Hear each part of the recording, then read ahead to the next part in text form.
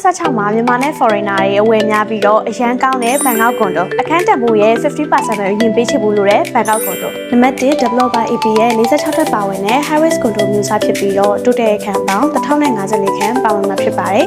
AP ရဲ့ quality နဲ့အခန်းဖွဲ့စည်းပုံတွေကြောင့်မြန်မာတွေတော်တော်ကြကြပါတယ်ရှင်50% ထောင်းဝင်မှပေးချစ်ပြီးရနဲ့ဈေးသက်သက်တာနဲ့ပိုင်ဆိုင်နိုင်မှာဖြစ်ပြီးတော့ကျန်ငွေကို2028မှာပေးချစ်ရမှာပဲဖြစ်ပါတယ်ဒီခန်းကတော့1 bedroom 31 square meter ဖြစ်ပါတယ် investment အတွက်ဝယ်ပြီးပြန်ငှားရင်မြန်မာငွေ26သိန်းဝန်းကျင်လာတိုင်းနိုင်ငံခြားဝင်ငွေရရှိမှာဖြစ်ပါတယ်နောက်ထပ်အခန်းကတော့လူစိတ်များတဲ့1 bed plus 35 square meter ပဲဖြစ်ပါတယ်ဝယ်ပြီးပြန်ငှားရင်မြန်မာငွေ330ဝန်းကျင်လာတိုင်းနိုင်ငံခြားဝင်ငွေရရှိမှာပဲဖြစ်ပါတယ်နောက်ထပ်အခန်းကတော့2 bedroom 60 square meter ပဲဖြစ်ပါတယ်ဝယ်ပြီးပြန်ငှားရင်မြန်မာငွေ350ဝန်းကျင်လာတိုင်းနိုင်ငံခြားဝင်ငွေရရှိမှာပဲဖြစ်ပါတယ်ရှင် location ကတော့ Ramaphosa လမ်းမပေါ်မှာတည်ရှိပြီးတော့ PTS Second Station ကို9မိနစ်လမ်းလျှောက်ရုံနဲ့ရောက်မှာပဲဖြစ်ပါတယ်ရှင်။နီးနားမှာလည်းနမဲကြီးကျောင်းနဲ့နမဲကြီးဆေးရုံနေရာစတည်ရှိအောင်လို့ရအောင်ဆင်ပြပါတယ်ရှင်။ shopping အတွက်ဆိုရင်လည်း District Mall ဖြစ်တဲ့ Ansphere, Korea, Emporium တို့ကိုလည်းခဏလေးတွင်သွားနိုင်မှာဖြစ်ပါတယ်။ဒီကွန်ဒိုကတော့ငှားရမ်းကအများဆုံးရမယ် Ramaphosa လမ်းမပေါ်မှာတည်ဆောက်နေပြီပဲဖြစ်ပါတယ်ရှင်။မြန်မာငွေ3600ဝန်းကျင်ဒါဝိမတ်ပေးချေရုံနဲ့ဘန်ကောက်ရဲ့အကောင်းဆုံးကွန်ဒို project ကြီးကိုနမဲပောက်ပိုင်ဆိုင်ရမှာပါ။ AP developer ရဲ့ luxury ဆိုတဲ့အတိုင်း facility ပြည့်စုံကိုထည့်သွင်းပေးသွားမှာပဲဖြစ်ပါတယ်။ Tamil Harris ကွန်ဒိုမလို့ဘန်ကောက် City ပြည်နယ်ကြောက်ဖြတ်မြစ်ရဲ့အလှကိုပြေဝခံစားရမှာပဲဖြစ်ပါတယ်ရှင်။ Super ကွန်ဒိုရဲ့ထုံးစံအတိုင်း pre-sale ကလာကြော်ရရင် discount နဲ့ promotion တွေအများကြီးပါရဲ့စေမဟုတ်ပဲတခြားစီးသမမျိုးနဲ့ရောင်းချသွားမှာပဲဖြစ်ပါတယ်ရှင်။လူဆိုင်များတဲ့ one purpose အခန်းတွေကတက်လွှာမှာ9ခန်းပဲပါရှိပါရဲ့ရှင်။မိသားစုနဲ့တူတူနေလို့ရမယ်။ two bedroom အခန်းတွေကလည်းတက်လွှာမှာ9ခန်းပဲပါရှိပါရဲ့ရှင်။ကြံအခန်းတွေကတော့ one bedroom အခန်းလေးပဲဖြစ်ပါရဲ့ရှင်